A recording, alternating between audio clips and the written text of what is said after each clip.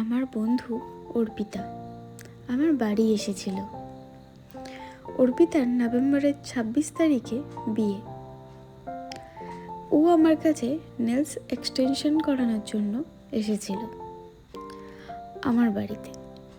আর আমরা সারাদিন অনেক খাওয়া দাওয়া, মজা, গল্প করেছি।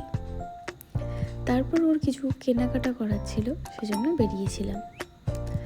আর বেরিয়েছি, কিছু খাবো না, এটা হয়? তাই আমরা সবার প্রথমে আমাদের একটা পছন্দের জায়গায় গিয়ে ফুচকা খেলাম। তারপর আমরা একটু বাড়িতে নিয়ে আসার জন্য মিষ্টি কিনলাম। মিষ্টি কেনা হয়ে যাওয়ার পর অর্পিতার বিয়ের লাস্ট কিছু শপিং বাকি ছিল, আমরা সেগুলো দুজনে মিলে করে নিলাম।